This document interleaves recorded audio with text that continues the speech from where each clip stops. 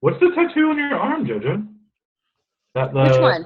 yeah, the really colorful one on the right arm. This one. This is Sedona. I just love. I'm Oh, not from there, Arizona. but I love Sedona, Arizona so much. It's like the first place I took a solo journey and was just totally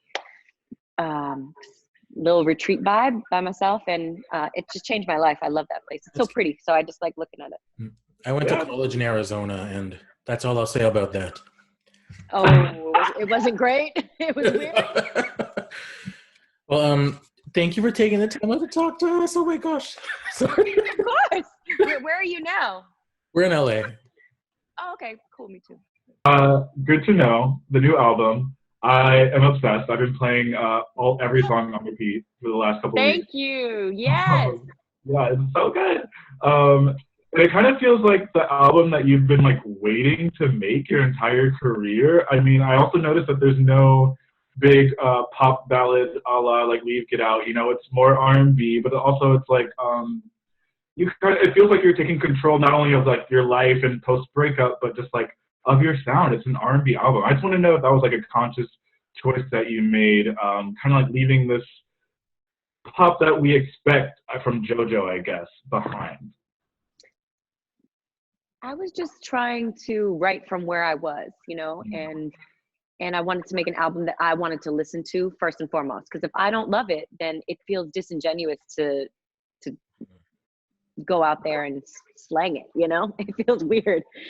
So I wanted to make something that was more where the beats were harder and where I wouldn't say that it was conscious though. I wasn't like, I'm gonna abandon pop music, because I love pop, and these songs are still structured like pop songs, you know. They're sticky. Then the melodies, I wanted to make sure, you know, I was not just like freestyling and then anything that came out was like that's not what you're hearing, you know. So it's a good blend, I think, of just my different inspirations, and but it does definitely speak to me stepping into myself, and I'm gonna probably continue to just make music where I'm at and just give you how I feel at the moment, and that's what you got with Good to Know.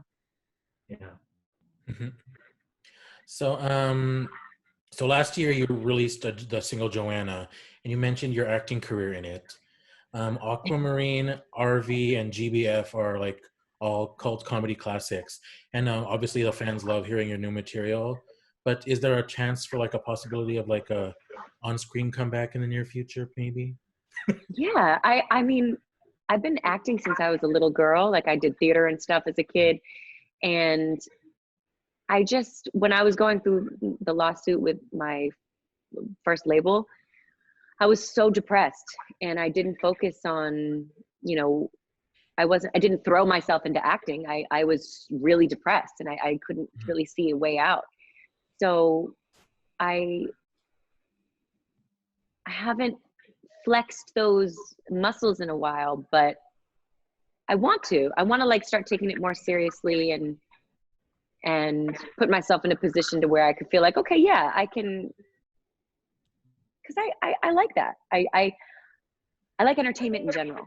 So long-winded answer to your question, why not? Yeah. Are you watching anything, or do you have any like movie, TV favorites?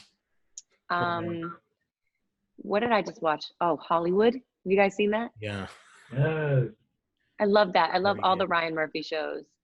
And I really love that because I love a good period piece and like costuming and all that. And I'm also watching Westworld. I still have like one episode to catch up on. So those are my shows right now. Yeah.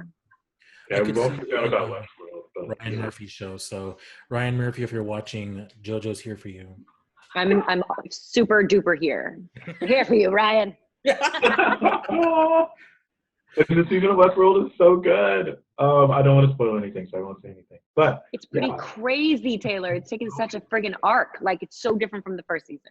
Yeah, which I love. I'm here for it. The world and like the tension between Evan Rachel Wood and Tandy Newton. Oh my god. Yes. Yes.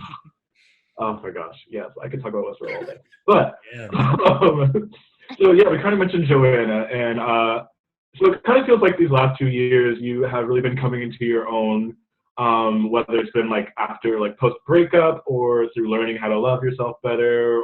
And my friend Victor kind of pointed out that last year's Joanna single, you know, was sort of like a playful nod to like the past critiques and like all the stuff that you've been through.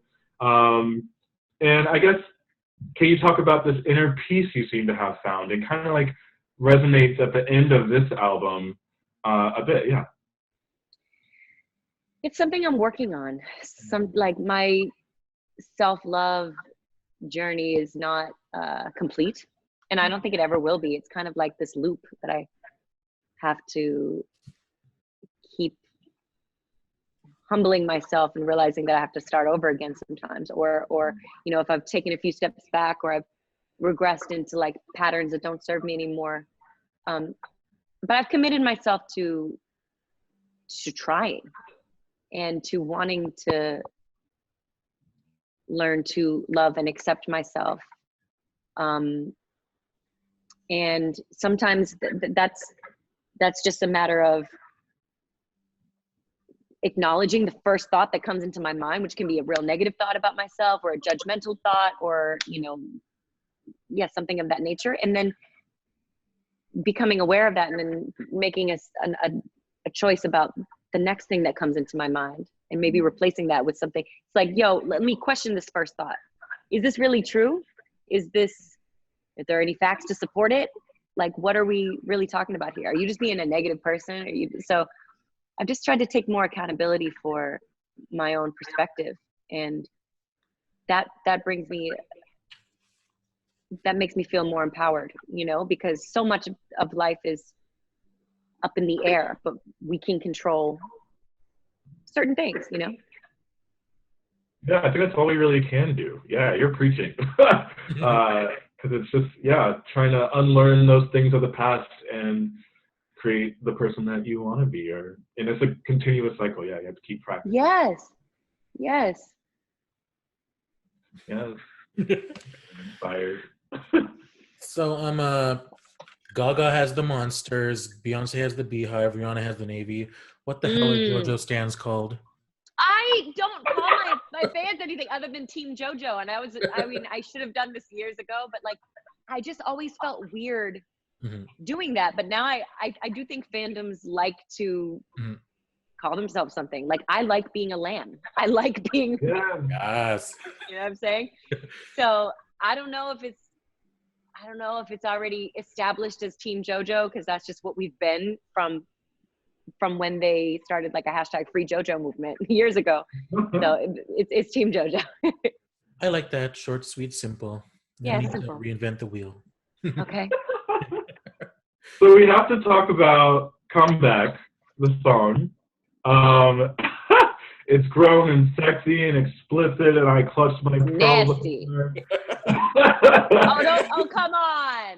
I did, because I didn't expect it. I was, you know, it goes from Think About You, right? Think About You, and then into... And then it's like, woo! Tory Lanez feature, oh my gosh. Come get this. Yeah, exactly. It has this like powerful sexual energy, which is amazing. But it also kind of serves as a comeback to like more like R&B audiences that I think you kind of hit at in like Marvin's Room era. And I was wondering if that was intentional, because it's like the new single. It's the only song on the album with the feature, Tory Lanez. Yeah, so I'm just wondering if that was a thought that crossed your mind at all. As I was getting into the studio with 30 Rock, because that's the producer who made that track, and he did the box for Roddy Ricch. So I knew I was going to get something that was had a lot of thump, and that was, you know, memorable. But was I intentionally trying to? Nah, I really just show up and try to be myself. I'm a nasty bitch. I don't know what to say. I guess some people are surprised, but shit. I mean, someone has been paying attention. Right. Sex is inspiring. It can be distracting. It can be so many different things. It can be healing. It can be positive or negative, you know, it could be a lot of different things. And I've written about it from a lot of different angles. And this song was kind of writing about the fantasy of how intense it would be to, you know, have that reunion sex with an ex and what that comeback would feel like. Yeah, which relatable. But I guess it was at the part like comeback as a title, and it's a single, so I was thinking maybe it's like a comeback into that kind of, I don't know what I was thinking, but yeah, you answered No, it. I like it. I'm with you. I like it. I was thinking about the word come, and I was thinking about the word back. And I was just in the studio with my girl Lauren, who we wrote Man together as well, which is the first single. And no, I mean, it's funny because I actually reached out to Tori about getting on that song before he started Quarantine Radio. And then when I saw all the attention he was getting with Quarantine Radio, I'm like, this is perfect. This is amazing. Because he had already done the feature. I'm like, my spidey senses. Yeah. So, no, I just knew that, you know, from hearing like what he put out with Broken a Minute and some of his mixtape stuff, I'm like, I feel like he'll up the ante. And look, he made me blush on my own record. I'm like, whoa, people are going to think whatever they're going to think. Which there's no validity to any of that, but I was just like, it was like we were sexting on the song, and it was kind of cool. It's kind of like, you know, like Cash It, Megan Thee Stallion and the Baby. I got that kind of vibe from it. Like, yeah, I have them on the same playlist, so I'll just leave it at that. I like that a lot. Throw it back. Come on, nasty bitches. Come on, Raffy.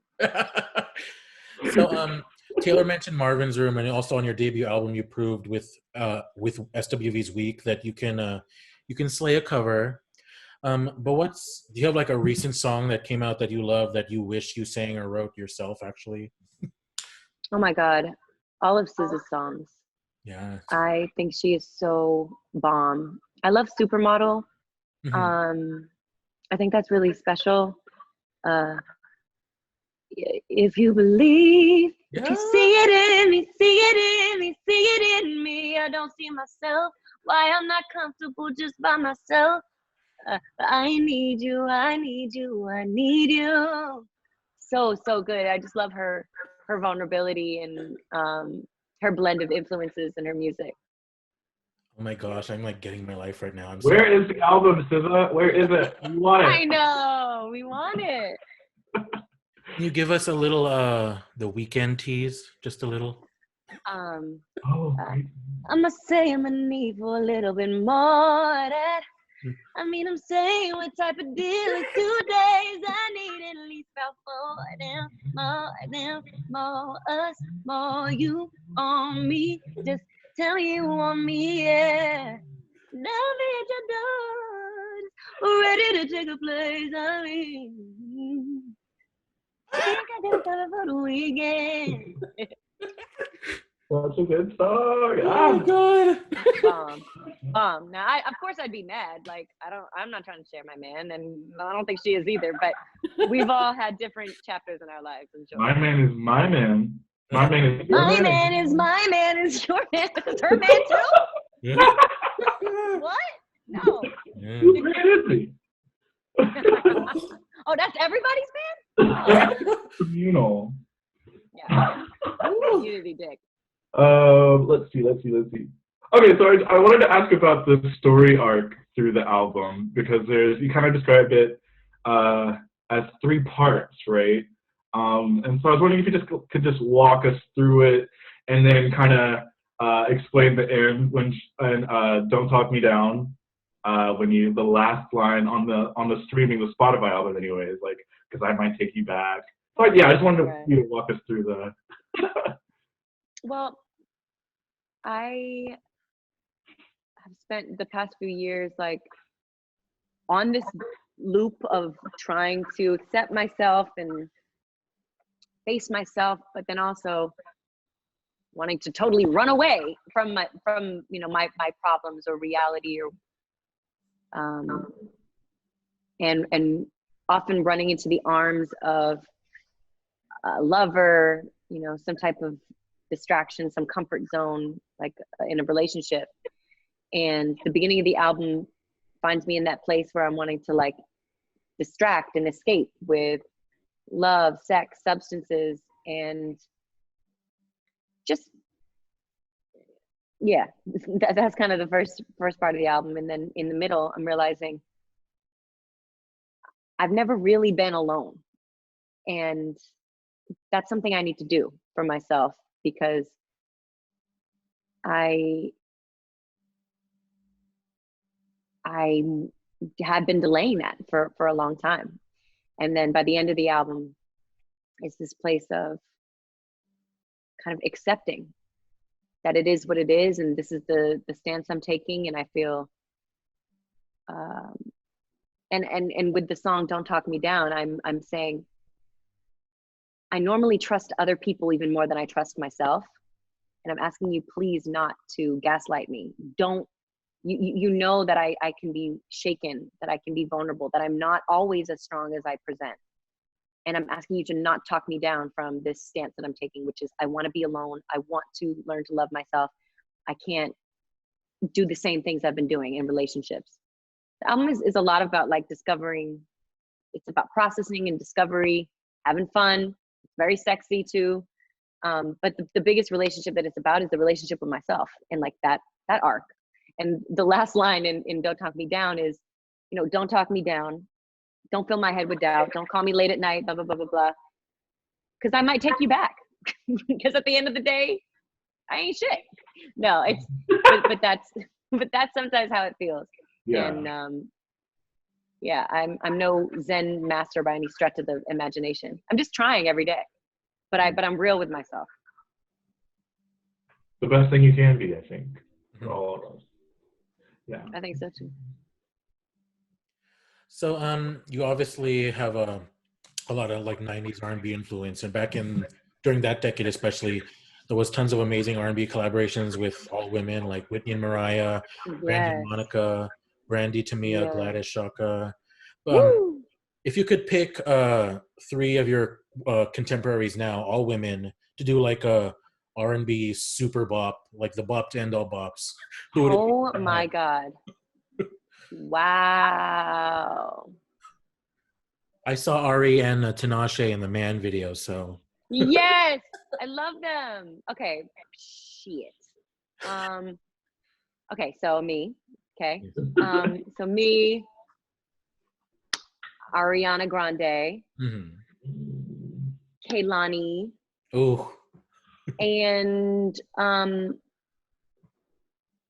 and SZA. I think that would be crazy. Yes. Ooh. That would be so cool. Ooh. And then like Meg Thee Stallion, I want her to do to rap on it. Yeah. I love her. Oh the vocals on that would be amazing. The internet. I want to manifest it. Let it happen. Yes, I like it. Vision board. I'm gonna make it. We'll get in contact with Megan and Kalani's people and make it. Good. Make it, yeah. Perfect. We don't know Ariana's, but we'll send her a lot of tweets. Pride Month is in like 2 weeks. What do you have for the gays? We have a lot of gay fans. We love JoJo. My God, I love my gay fans. I was really looking. I don't know what to say other than my allyship with the gay community has given me a lot of inspiration over the years. I think that it's my gay fans who have really shown up for me time and time again, especially ones who have like grown up with me, alongside me, and kind of really encouraged me. Just what felt like from a really genuine place. And hold on, sorry.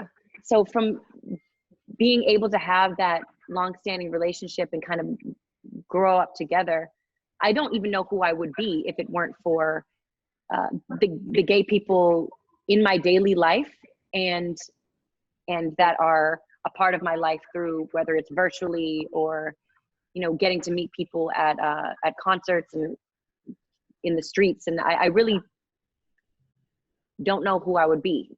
They've taught me how to be myself and I know it, but like just the example of the way the courage that it takes sometimes to be yourself in whatever small town or whatever situation you're in has given me the push to be more of myself. I know that was rambly, but I wanted to make sure that I got that out. Yeah. And there it is. I don't know who I would be without you. Yeah. Thank I you. know the gays love a underdog and love a comeback story, so I think that's why, like, they take it real. We've really Maybe that's what it is. Yeah. Yeah, I think that, yeah, like we, especially, I mean, I was also, what, 13, 12 when Leave Get Out came out, you know, we love these like strong, powerful, female-led vocals and stories, and you offer that right off the bat, and then you dealt with all these hardships and troubles right around like you're 18 through, well, for a long time. But I think that we very much relate to that struggle and coming into yourself and figuring out who you are, but being like, powerful throughout that and finding that courage, you know? And I think, yeah, it really feels inspirational. I remember when I saw you at the mixtape tour in LA a couple years ago. And, like, oh, you were there? Yeah. Oh, I love you. Thanks. Yes, love you. But yeah, it's just, we see you, and I think that you see us as well. And I do. Yeah. Thank you. Well, Thank you. Y'all are cute. Thank you. Well, yeah, have a great day. Thank you. You too. Bye, guys. Bye. Bye. Thank you so much.